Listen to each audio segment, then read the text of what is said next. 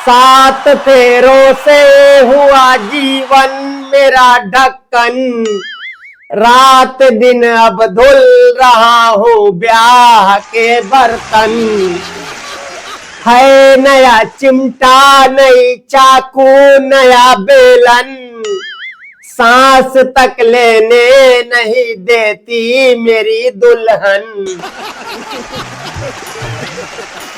दोस्तों, एक भाई साहब ने मेरी वीडियो पे कमेंट किया है कि ये भाई साहब हमेशा बीवियों के ऊपर ही वीडियो बनाते हैं। ऐसा लगता है इन्होंने 100-200 शादी कर रखी हो।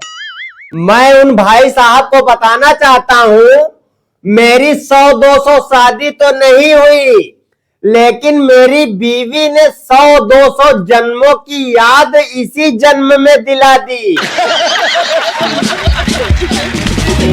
दोस्तों, लोग कहते हैं आदमी को 7 जन्म मिलता है धरती पर आने के लिए, लेकिन मैं इसी जन्म में इतना परेशान हो गया हूं, इतना परेशान हो गया हूं कि अब की बार अगले 7 जन्म ऊपर जाने के बाद कैंसिल करा दूंगा। हाँ यार, चाहे मुझे नर्क में ही रहना पड़े।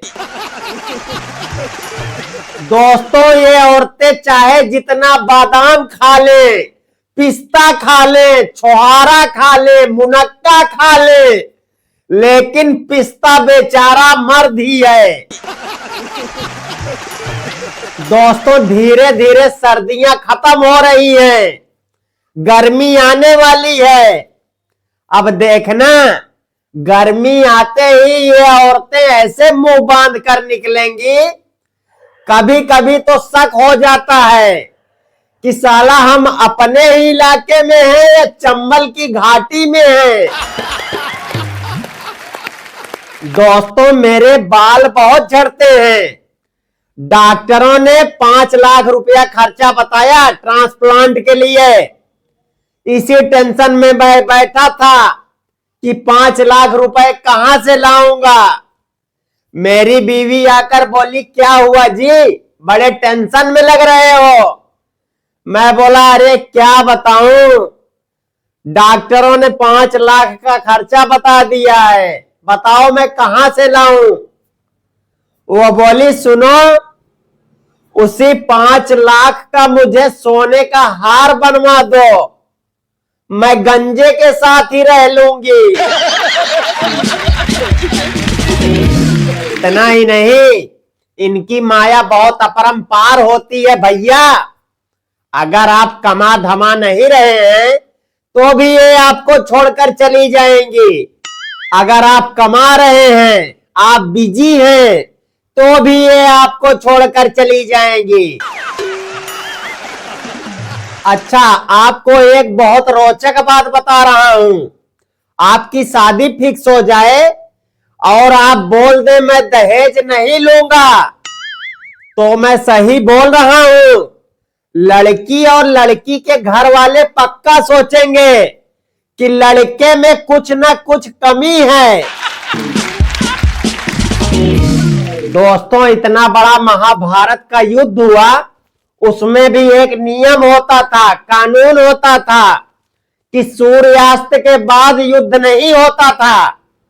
लेकिन पति पत्नी के युद्ध में ना तो कोई नियम है ना तो कोई कानून है, ये कभी भी छिड़ सकता है भैया। दोस्तों, मैं अपनी बीवी से दुखी होकर के तपस्या करने चला गया और मेरी तपस्या से प्रसन्न होकर भगवान बोले, बेटा मांगो, क्या मांगना चाहते हो। मैं बोला, हे प्रभु, मुझे शादीशुदा से फिर से कुंवारा बना दो। भगवान बोले, बेटा मन्नत मांगो, मन्नत, जन्नत नहीं। दोस्तों, आज के समय में ऐसा नहीं है कि हम इंसान ही परेशान हैं, बल्कि हर प्राणी परेशान है। ऐसे ही एक बार मुझे दिन में एक मच्छर काट रहा था, मन तो किया मार दूं साले को, फिर सोचा जाने दो, बेजुबान प्राणी है, क्या मारना। मैं बोला ये बता भाई, तू रात में काटता है ठीक है, लेकिन दिन में क्यों काट रहा है। वो बोला क्या बताऊं साहब, ओवर टाइम कर रहा हूं, मजबूरी है, घर में मां बीमार है, जवान जवान दो बहने हैं, और लड़के वालों ने दहेज में 2 लीटर खून मांगा है।